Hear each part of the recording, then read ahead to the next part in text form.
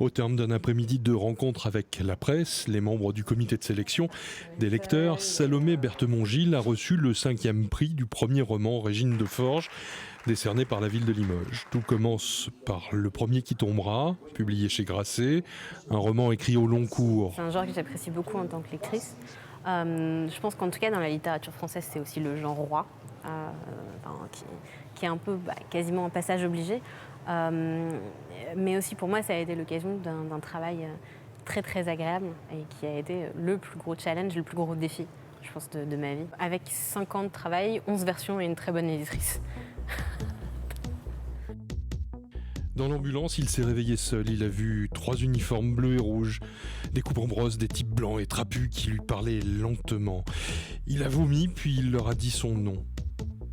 Il a demandé à partir, arraché un mouvement pour se redresser, mais une grosse main l'a plaqué au brancard. Alors il a commencé à gueuler. Ils lui ont dit de se calmer, de ne pas faire l'enfant.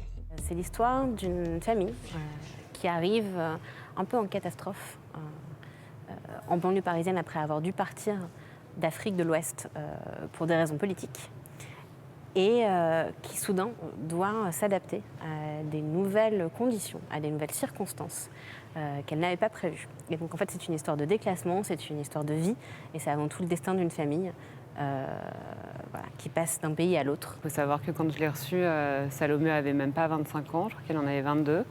Et j'ai été époustouflée par sa capacité d'une part à dérouler le récit, sa capacité narrative, et par ailleurs par la façon qu'elle avait de pouvoir créer des images, une langue assez métaphorique, et par la maîtrise qu'elle avait alors qu'elle était aussi jeune. Il y a plusieurs choses, c'est quelques rencontres dans ma vie. Le personnage d'Amady, c'est peut-être 4 ou 5 personnes qui m'ont raconté des bouts d'histoire et puis après on en fait une composition, on en fait quelque chose, on en fait un personnage.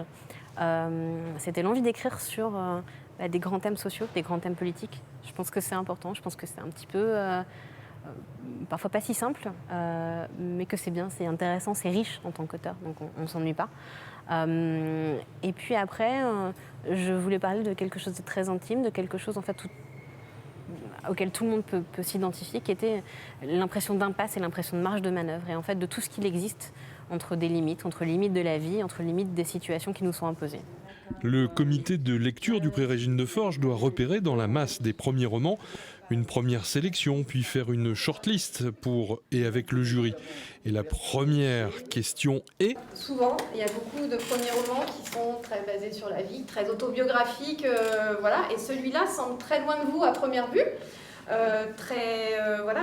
semble avoir demandé de la recherche, des thématiques profondes, sociétales. C'est pas un récit intimiste sur moi, ma vie.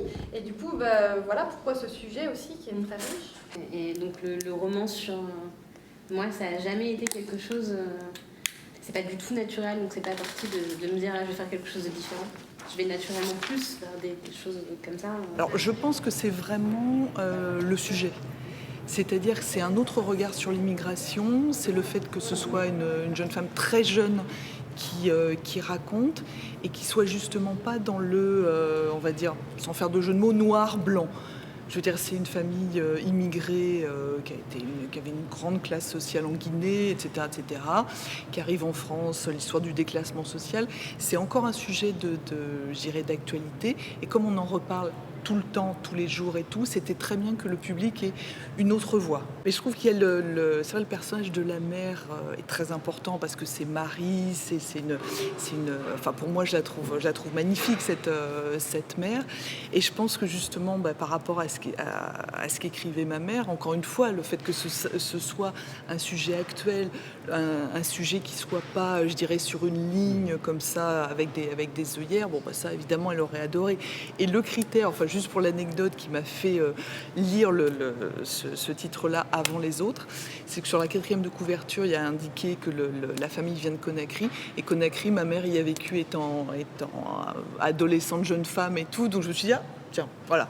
J'ai eu comme quoi ça tient un peu de choses et j'ai pas été déçue, loin de là. C'est aussi une forme de reconnaissance importante et puis par ailleurs ça nous permet, nous éditeurs par exemple, d'avoir les lectures, de voir comment le texte a été reçu et ça varie lorsqu'un auteur a plusieurs prix, de prix en prix et c'est toujours intéressant pour l'auteur en premier lieu, mais aussi pour l'éditeur de savoir comment son texte a été perçu. Je pense que de toute manière, à partir du moment où c'est plus ton manuscrit et que tu mets le point final et que ça part en impression, c'est plus à toi. Et en tout cas, moi, j'ai eu ce sentiment très presque physique, enfin vraiment. Je me souviens, on me dit toujours, quand tu reçois ton livre entre les mains, c'est un moment de grande émotion. Moi, je ne l'ai pas vécu entièrement comme ça. Je l'ai eu entre les mains et j'ai eu ce moment de distance où c'est passé c'est ton, j'aime pas dire mon bébé, parce que mais c'est une partie de toi que tu as entre toi et quelqu'un qui est ton éditeur, ou alors tes amis proches, tes lecteurs proches qui t'aident un peu, donc quelque chose de très intime. Et puis d'un seul coup, on te donne le livre avec la couverture qui est semblable, en plus Grasset, c'est reconnaissable, donc qui est semblable à plein de livres que tu as dans ta bibliothèque, plein de livres avec lesquels tu as grandi. Et puis d'un seul coup, c'est plus à toi, c'est un objet étranger.